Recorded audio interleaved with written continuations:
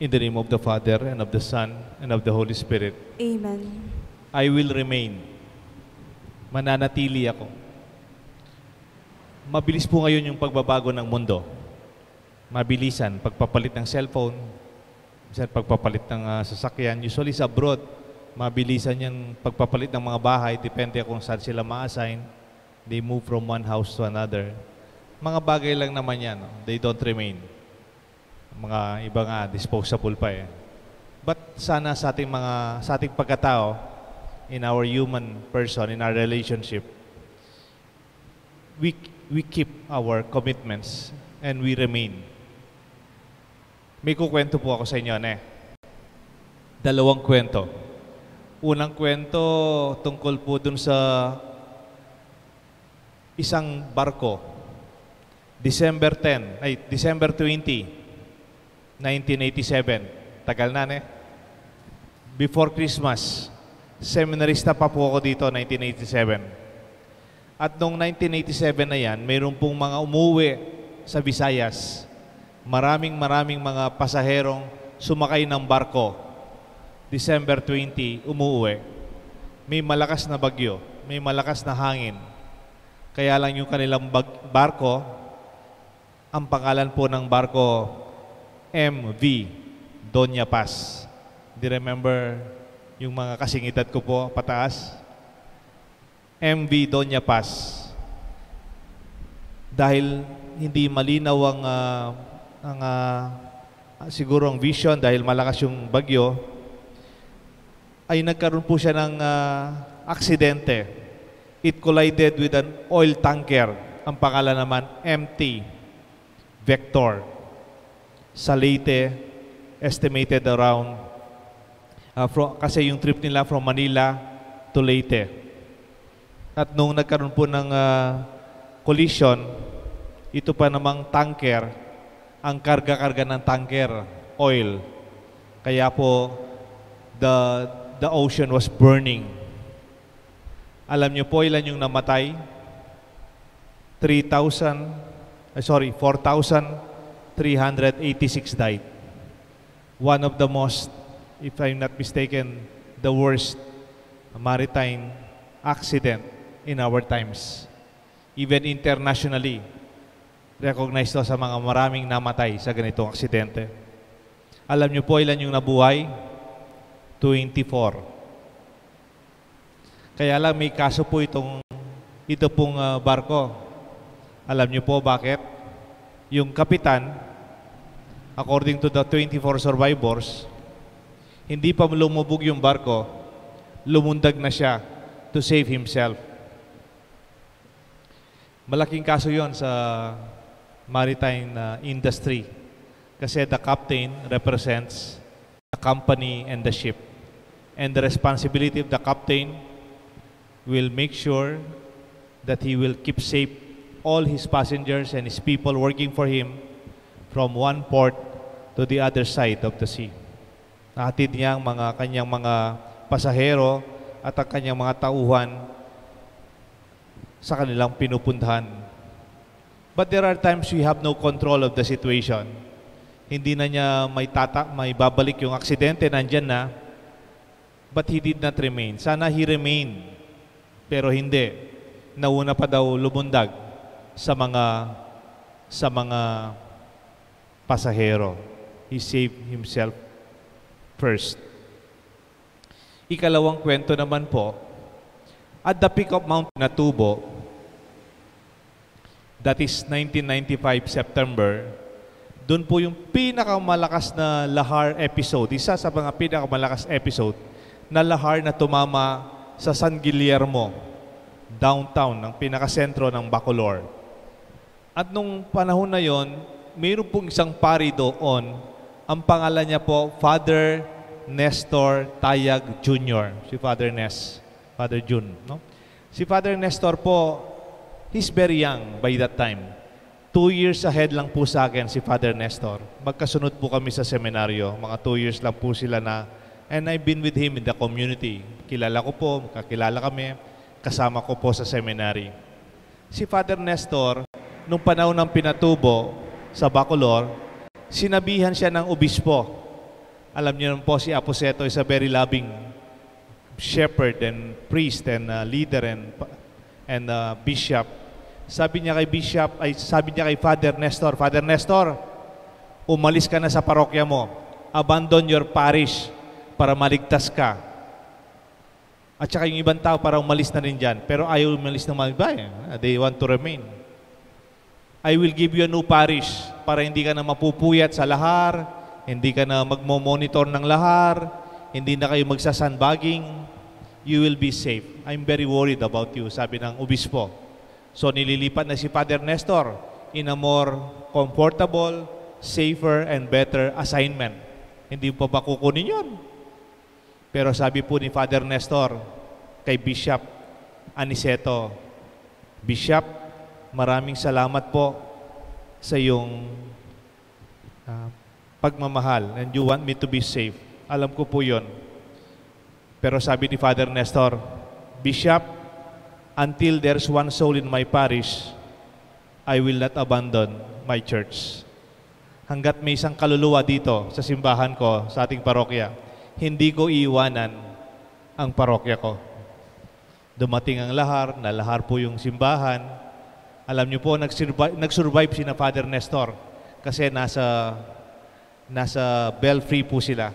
Yun na lang yung natiralos. Alam niyo po ito, yung simbahan ng Bacolor, kalahati na lang. That's why Father Nestor was loved by the parishioners. Sad to say, Father Nestor died some years after that, 45 years old, but he died of cancer naman. Father Nestor, for me, as a priest, is a model of commitment. He remained. Nanatili siya. Pero hindi na niya man napahinto yung lahar. Hindi naman napahinto na masisira yung simbahan na lahar. Hindi man niya napahinto yung nanira sa mga bahay ng mga parokyano niya. Pero kahit mayroon pang mga taong ayaw umalis, hindi niya iniwanan. Kaya sa alam ko, mahal na mahal siya ng mga taga-Bacolor. My dear friends, these are two models of leadership. One is one who abandons, and the other one is who remain. There are times we cannot do anything about the situation, but we are not expected to change the situation. The only thing we can do is to remain faithful to our commitment and to our love. This is the story of our Virgen de la Rosa. Dito po sa parokya namin, ang sentro, ang pangalan po ng parokya, the Holy Cross Parish. Pero po, sa side niya, on the right, is Mother Mary de la Rosa, Dolores. In pain, in anguish, yes. She was crying, yes. In sorrow and anguish, yes. Masakit po yung makita mo siguro yung anak mo na nahihirapan. Mary was not able to stop the arrest of her son. She was not able to stop the unjust judgment against her son by the masses led by the high priest and the scribes. Mary was not able to prevent the flagellation of her son when Jesus was scourged at the pillars. But she was, in a movie I watched, parang yung face ni Mary watching her son being scourged, you could feel the pain of Jesus in the face of Mary. She cannot stop her son, and she cannot help her son carry the cross. Di ba po, there was a time that Jesus cannot carry the cross anymore, and they picked up somebody to help Jesus. Though Mary cannot help her son carry the cross, and she cannot fight against those who crucified her son, she did not abandon Jesus. Mary, in the gospel, was standing by the foot of the cross. In pain, yes, she was crying in sorrow and anguish, and yet she remained. She stayed and stood by her son Jesus. Nanatili siya, nakatayo, nanindigan, in spite of the danger in spite of the very uncertain times, I could not but avoid comparing to the men whom Jesus took care in their ministry, a men who formed as disciples, even apostles, the men who were there who could have saved Jesus, but they were nowhere na to be found. Wala po sila, nagtago sila, takot sila, and they abandoned Jesus. Nobody said, please do not crucify the Lord. No. But Mary remained. We do not worship Mary. Very clear. Mary is no God. She knows that. And yet we see, humanly speaking, among the followers of Christ, Mary remained. Peter, he denied him 3 times. Judas sold Jesus. The rest, they abandoned, except John, who is also in our altar. We pray that there are times that we want to give up, lalo na ngayong mahirap ang panahon. There are times we want to hide because the situation is very challenging. There are times that we want to abandon the ship. I tell you, let us embrace the cross of Christ like Mary, standing by her son. And yet, this led him to the triumph, to the victory, to the exaltation of the cross, which all of us would share in one way or another. Noon pong seminarista kami, tsaka high school, hanggang pari na rin po ako, mayroon pong isang personality sa bandang Don Bosco, Bacolor. Noon po, seminarista ako, yung highway doon sa between San Fernando and Bacolor and Guagua, that is passing to Cabalancan sa Bacolor, yung old campus ng Don Bosco, Pampanga, na ngayon, it's back to the Salesian Fathers. Mayroon pong isang personality doon sa daan. Parati mong makikita. Ang pangalan niya, Django. Do you remember? Sa mga San Fernando, alam po ito. Si Django, para po siyang makikita mo parang taong grasa. Mahaba yung buhok, no? Minsan meron siyang supot-supot na dada, nakasako. Kuminsan palakad-lakad po siya. Pero usually nakaupo siya dun sa harapan ng gate ng Don Bosco. Sabi ng mga tao, sira ulo yan. May diferensya. Nandyan lang parate, nakatanbay lang. Dun sa may parang bus stop. Meron po parang bus stop yung kung saan ka naghihintay ng jeep. Doon sa harapan ng Don Bosco, doon po siya nakaupo.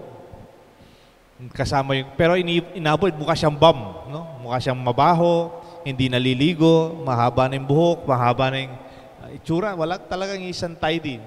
Bisan binibigyan lang siya ng pagkain ng mga tao. Hindi naman po siya nagpapalimos. Nandyan lang siya sa harapan ng Don Bosco main gate. Bisan palakad-lakad po siya along that highway. Pero alam mo, nakastay siya doon. Parati meron siyang inihintay.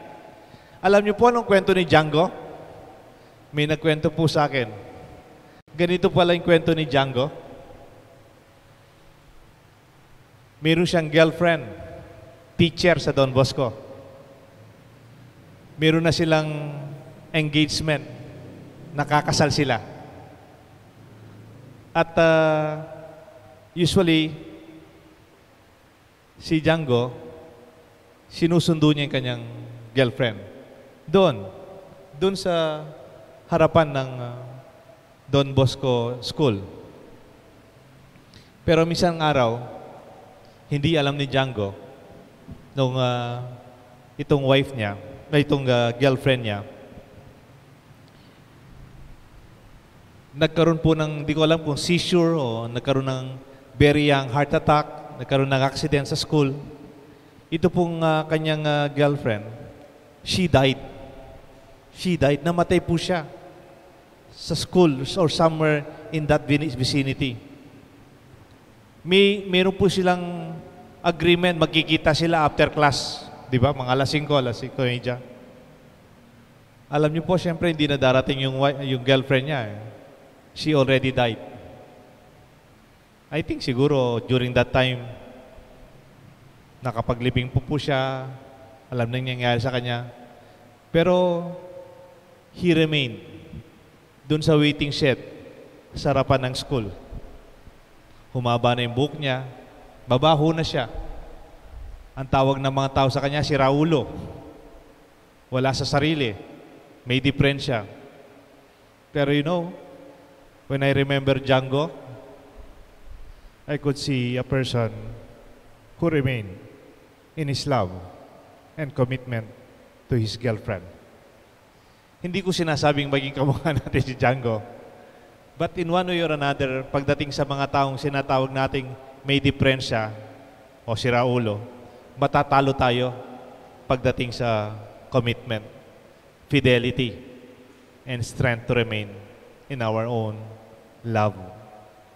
I pray that we will be blessed by Mother Mary and her Son Jesus by the grace of this celebration. We do not celebrate the sorrows of Mary. We do not celebrate the pain of Mary or the pain of her Son. What we celebrate is the faithfulness, the fidelity, the strength of Mary to remain by the foot of the cross. Let this be our prayer, and I pray that we remain. May God bless us all, the Father, the Son, and the Holy Spirit. Amen.